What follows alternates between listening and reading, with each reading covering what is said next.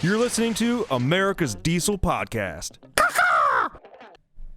So I'm going to start off this episode by reading an answer to the questions that was left by Mr. Simon.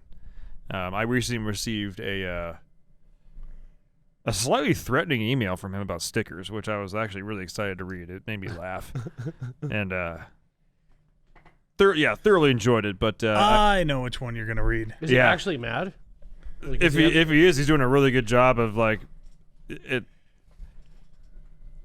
I don't know. So So it says he joined Facebook 19 weeks ago, and he has one friend. Normally that would scream spam to me. Yeah, correct. But I do recognize his name, and the answers he gives are freaking immaculate. Yes. So let's go over those right now. What is the eagle's name? He says Herbie. Not bad. I'll take it. Okay. Next question. Duramax owners tend to wear what type of breeches? His answer: Ben, if you don't let me in, I'm gonna shit in your toilet and let it there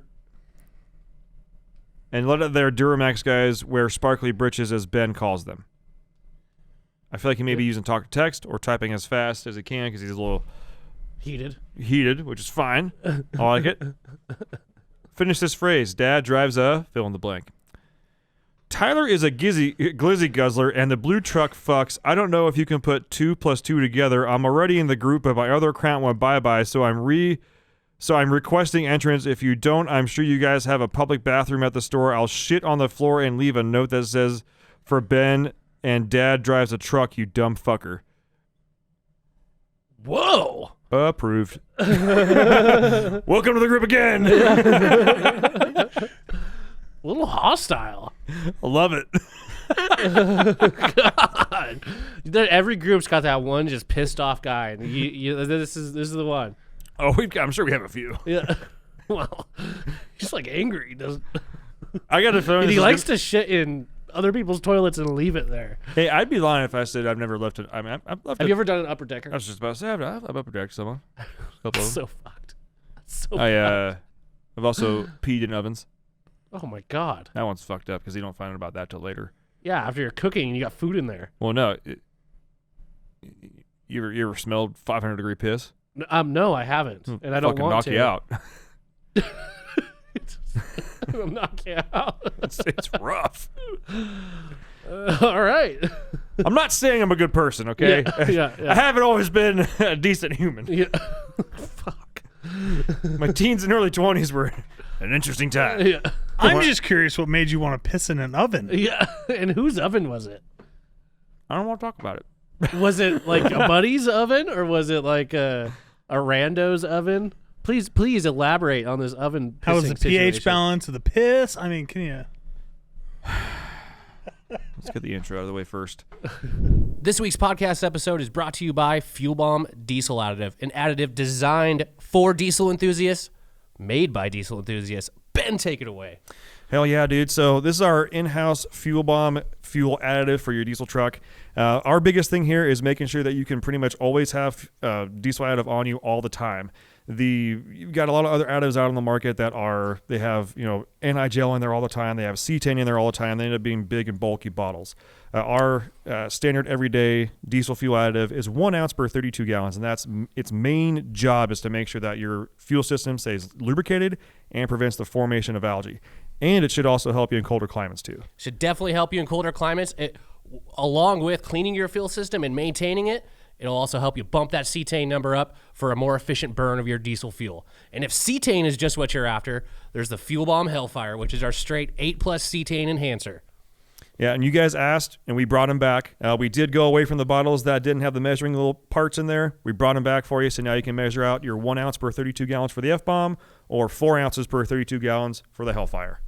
Both these additives are available on our website, dieselpowerproducts.com. Now let's get back to that episode. Hey everybody, thanks for tuning in. This is Ben and Tyler Corey from America's Diesel Podcast. Really today we're talking about upper decking and putting some PP in ovens there. You can find us on Google Play, SoundCloud, iTunes, Spotify, and you listen to podcasts by searching America's Diesel Podcast. Also make sure and check out our Instagram. We do go live on there every Wednesday right around 5 p.m. Pacific time. Check out our TikTok for Diesel Power Products. We are getting pretty big on there, which is a lot of fun. We get a little spicy on there as well. We do have a group, which you just heard all the questions to get into that group. You must answer those questions, or else I will decline you or potentially ask for more information, like I did with one of the other ones. I'm not going to say who it was because I want you to answer the question correctly and get in. But I can tell you right now, if you answered just jorts, tell me more about these jorts that Duramax owners wear. Yeah. Tyler reviews. Is that jean shorts, by the way? Jorts, yeah, jean shorts, jorts. Oh. I think jean shorts sounds better, but jorts. Whatever. Yeah. Anyways, reviews. Keep those things coming in. We are moving up in the ranks, and we greatly appreciate it. Leave your 5-star review on any of the platforms that you listen to this podcast on. Screenshot that review. Send it to podcast@dieselpowerproducts.com. Make sure to include a picture of your truck and an address, and Ben will possibly, if he likes you, send you a sticker. It's a hard maybe. If you need parts for your diesel pickup, make sure and check out dieselpowerproducts.com. Let your salesman know, or in the order note section, type podcast. We can tally them up at the end of the month. Let the guys upstairs know that we're down here helping people buy parts and get the right parts, but also having fun at the same time. Yeah. So upper decking. And peeing. I want to know about the pee in the oven first. Okay, so it was San Diego. Okay. It was the mid 2000s. Okay. I had definitely not drinking enough water that day. Okay. I had just come home from work. I was working at Pet Boys, and I don't remember the situation exactly, but I was upper decked. So this is a retaliation. Oh, okay. So now that person's gonna know. Yeah, it was them. And Do they know now that you did that? I'm pretty sure they do. If they don't, I'm pretty sure they figured it out. I mean, anyhow. Okay. So yeah, I went to his house, and everybody was drinking, having a good time. And usually at that time, I was working at Pet Boys, and I would get off work at like 9 o'clock, which means I could get to their house by 10. Which, if you're 21, you're 20 or 21 years old, the parties basically start at 10. Yeah. Because you can't go to the damn bars. Right. And he had an actual house. And so everybody's in the kitchen kind of drinking, and everybody was kind of facing one way. I just kind of faced the other way. It looked like I was like trying to grab something, just crack the oven open and let out a big long stream of stinky fucking dehydrated piss because I've been working outside all day, or at least in an open air shop, and it was summertime. Left that in there, and then me thinking to myself that they wouldn't find out till later. But he's like, "Hey guys, you want some pizza rolls?"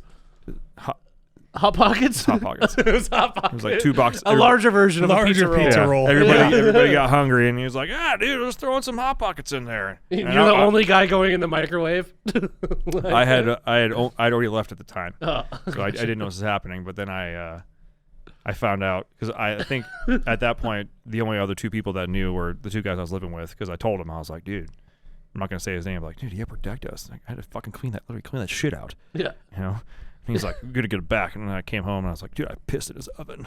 They're never going to figure it. And then, like, later on that week or the next weekend, we're talking about it, and he's like, yeah. I'm not going to say his name. His oven was, like, smelled real bad. They had to, like, everybody had to, like, leave the house. Nobody could stay in there, and they had to leave the windows open for, like, 2 days afterwards to get the stench out. Because apparently he just cranked it all the way to, like, 500 to preheat it and didn't ever open it. So it was sealed. And then when he opened it to put the Hot Pockets in, it was like, whoosh. And he was like, dude, he's like, I thought these girls were going to throw up. It was bad. I just looked at my buddy, and I'm like, fucking won. Yeah. Yeah. I win. Yeah. All right. I can't say that I've ever done that or upper deck. I mean, yeah. We also, in the old frat castle, we had a phantom pooper. Everybody thought it was me. It was not me. What do you mean, like someone who would just poop and leave it? Leave a turd, sometimes not in the toilet. How are they wiping? Was there like toilet That's paper my around question. It? That was my thing with like all of them. Who's chafing right now? Yeah, I was like, guys, it guys, smells guys. like shit. Like, first off, I decimate bathrooms. Like, Yeah. I take big old dumps. Yeah. And I was like, it's wiping is a function for me. Like, I go through a lot of TP. Okay. Yeah. For me to drop a deuce and then not wipe anywhere, And do you realize how bad that would be for me? Yeah. Like, yeah. it'd be an issue. Yeah. So, like, that's how I know it's not me. First off, that's how you guys should know it's not me. Yeah. Second, I want to know who it is.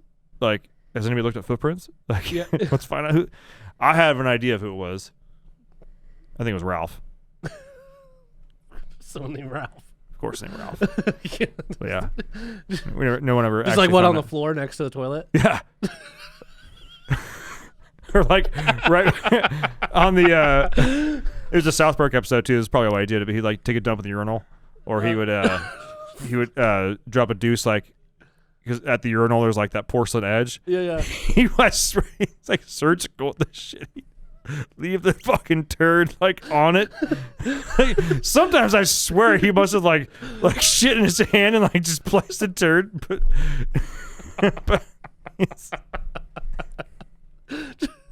gotta do what you gotta do, man. I guess that's your thing. That's your thing. Fuck. Yeah. All right. Yeah, frat life antics, man. Apparently. Okay. Well, maybe some other time I'll tell you guys more frat life stories, but thanks for that. yeah, if you guys ever want to get I'm like one of the most anti-frat guys ever, but with a good reason. Not a good reason, but a good story, I guess. Yeah. I got all kinds of frat stories for you. Okay. Most of them I probably can't put out in the public like that, but Yeah. maybe another boys' week I or another think, campfire or something I think like that. the statute of limitations is probably up on a lot of these. I'm sure it is. But I don't want it out there. I'll tell you to your face and we'll laugh about it. Yeah. I'll tell it to a crowd of people. Yeah. I just don't want to record it. Gotcha. All right. So in latest diesel news, this is actually kind of a big deal. So there was a new emission standards that the EPA was trying to put through that had to go through, what was it, Congress? And it was essentially voted down, which this was the standard to have 2/3 of passenger vehicles sold in the United States by 2032 be electric. And that shit got freaking just voted down, baby. This is actually a huge shout out to Sema and the network of people that are part of Sema. They're essentially the ones that like essentially testified in opposition of this. So yeah, awesome. That is great news for us that, like, as they refer to, ICE engines. I know how much you hate that Fuck, acronym. I hate that. Yeah. But yeah, it's pretty cool to see that. And you know who did it? Kathy McMorris Rogers was the head, which Yeah. is she a senator? Is that what it is? Yeah, Republican Washington. Yeah. It's our girl. Yeah. But yeah, it was nice to see that there were people on both sides of the aisle doing it. Yeah. It was, like It was I said, Mostly House Republicans, though. Yeah. Yeah, I think it's a big thing. I mean, and also, again, a big shout out to SEMA for actually, a lot of people think that SEMA is just a show, but they actually do a lot more. They do a ton more. A lot of people, a lot of manufacturers will go through SEMA's network for getting like CARB approval. Like, they help out with that. The guys at SEMA are truly, motorheads and, want the best for the industry. And the way that they kind of phrase it on here is letting essentially the people decide what they want. And that's how it should be. The government shouldn't force, us to abide by abide by this, electric car thing, especially when obviously the technology is not there yet. Especially for us truck guys, it is not even close. Mm-hmm. Or it may be close, I don't know, but from what we've seen with what we talked about in the last episode, from what we talked about in the last episode, and I haven't necessarily heard of any like giant headway happening with especially electric trucks. Like I said, I don't have a problem. I've never had a problem with them. I personally will never buy one. I like my internal combustion engines. Are you an icy boy? No. So stupid. So it's, it like I've said in previous podcasts, I mean, this is something that doesn't make sense for a guy that uses his truck as a truck. And until, for me to even consider changing my mind, on one of those type of vehicles it's got to be better than what I have. If it's not better than what I have, then you're gonna have a hard time telling me to change. Yeah, until you start actually winning over F-150 buyers to go to a Lightning. Yeah. And not just saying like, oh, I'll try it, or this is kind of cool. Yeah. Like to actually like prove and win them over. Yeah. Shit ain't gonna happen. It's not gonna happen. And that's not to say that electric cars can't be a thing. Like the I think where their place is large metropolitan, city areas. Mm-hmm. Like that's where I think they make sense. That's it. yeah. I mean, for people that live out of town, no, it doesn't make sense. For people, that live just like in that previous podcast episode, the people at Motor Trend were dreading taking an electric truck to Middle America, and that's where a lot of shit happens that people just kind of discount. Mm-hmm. There's a lot of farm areas, a lot of hardworking people are there, and again, these especially the truck market, like you're not going to win anybody over with that. No, not even a little bit, especially when the payload is 3 fucking bags of gravel. It's ridiculous. It's funny. My truck on like an eighth gallon of fuel, or eighth gallon. Sorry, an eighth tank of fuel. Like it's more range than an F-150 Lightning with a trailer behind it. Yeah. That is so How sad is that? It's just not a truck. It is not a truck. No.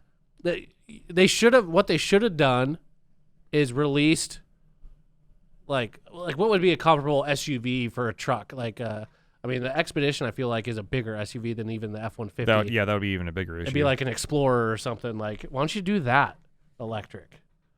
Yeah. Like, I mean, trying to dip into the truck market and have a truck that can't do any truck things it just doesn't make any sense. And in their time frame, like, so the EPA wanted 2027 through 2032. That this was like what the draft, EPA's draft of the rulemaking for automotive, for vehicles. That's not that far away. That's 4 years away. Yeah. That's one president's term away. Yeah. So this gives me, this kind of stuff gives me hope, that, because I mean, obviously Republicans, are kind of, I guess, pushing this did not happen.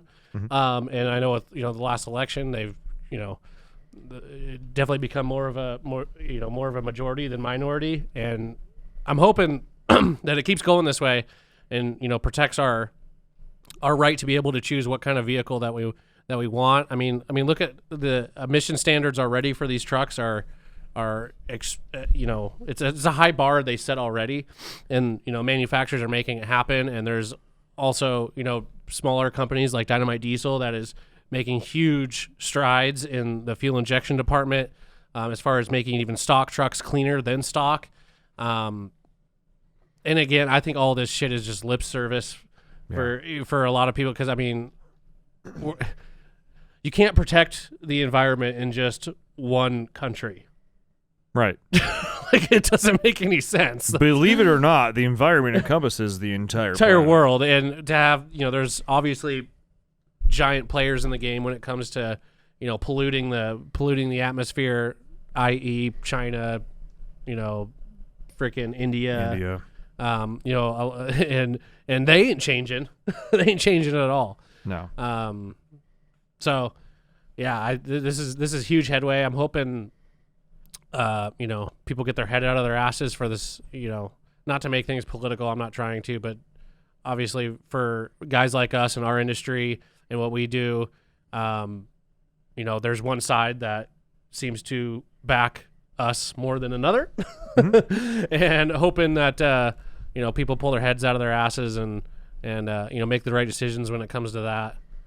I think it's a big step from the fact that, there's a lot of people who individually, oppose what the EPA is doing. Mm-hmm. And everybody talks about, well, you got to get in the fight to have action. You're not going to win this by just, breaking the law. Or this went to a vote, and there's actually, enough people involved at the governmental level that are starting to, push back. Yeah. I'm not saying the fight's not nearly over. No. I don't even know if I'd even say it is a fight. Like, it's a battle. It's a battle. Yeah. I don't want to make it a fight. Like, you need to go out there and find your first guy in a Prius and punch him in the face or like that. Yeah, I mean, you can. I mean, it's up to you. It's free country, but you might go to jail, whatever. Cause you will. You'll probably will. Yeah. Yeah. But at least you get jacked. You know, Yeah. 3 square meals a day. There's actually a link for people to sign. Scroll down, and it says even like post like a comment or whatever. Like I almost want to post that blog that was wrote from ChatGPT, but from my perspective. Mm-hmm. I almost want to post that on there. Go up. It's like it says like click here or something. There's like it's like hyperlinked. Yeah. Oh, you went past it. Sorry, this mouse is shit. No, you're fine. A little bit more. Or click here, where it says click here. The fight is not over. Click here. I say we sign it as a podcast, and then we provide a link to the blog on the website. Which, by the way, if you haven't read that is from my perspective, but it sounds like a lawyer wrote it. Yeah. Just know that I suck at writing shit, so it's actually probably way, it's better that way. Hit get started. Let's do it. So they have a link on this is on Diesel Army. Mr. America's Diesel Podcast. First name, last name, America's Diesel Podcast. Okay. Next step. Street address. Ooh. Yeah, 5204 East Broadway. There it is. 99212. Perfect. Sweet. Email address. There you go. You got one too many S's there. So you can do this at home if you go to Diesel Army's site. If you go and then hit the tab for news, it should be the first one up. And then scroll down to essentially the bottom of the article, and it just has a link that says click here. Phone number.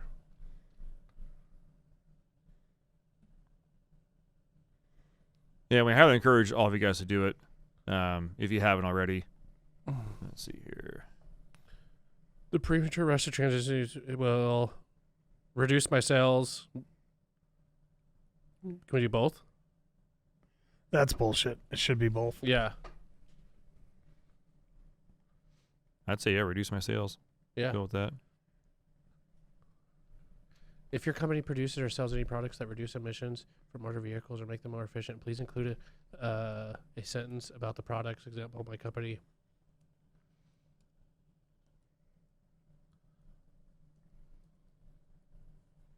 Answer is yes.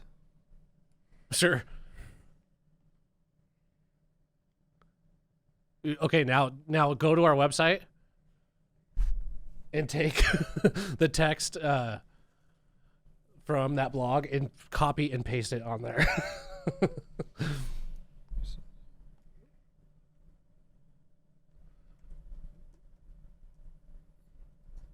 Fuck out of here, Yeah, Ben. Ben. God, so You annoying. gotta be everywhere. Yeah, I just am everywhere. I hate it.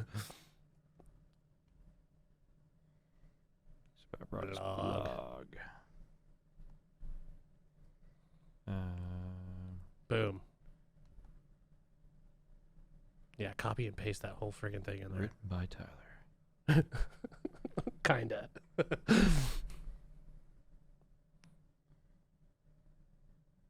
Will it accept the whole article? Yeah, Oh my that's, god, I hope it does. It's not gonna take the picture, but it's double spaced too. Oh, there's people commenting. Yeah.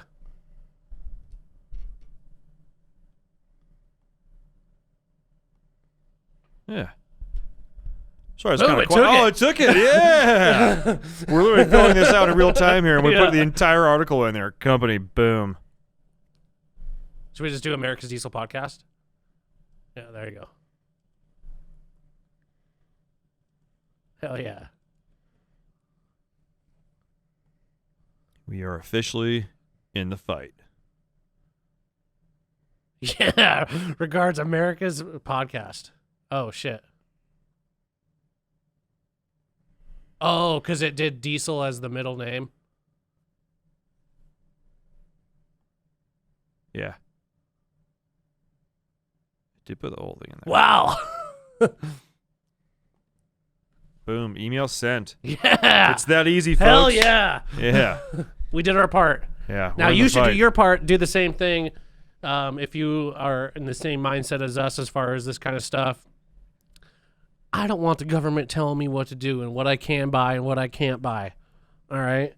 Get out of here with that. Especially when it doesn't make sense. Yeah. Like, I feel that way in general, but especially if the alternative makes absolutely zero sense. Yeah. Like, not even a little bit. Like 0 cents. But yeah. Again, a huge shout out to Sema for actually making that happen. That shit ain't cheap. I know that like Corey Willis and Gail Banks are a big part of that as well, trying to be advocates for everyone on the diesel side. And again, remember, Sema is not just diesel. Sema is like automotive everything. Yeah. So they're fighting for gas engine guys, diesel guys, motorcycle, everything. Yep. Paint, bodywork. I mean, all that kind of stuff. So yeah. Anything automotive related.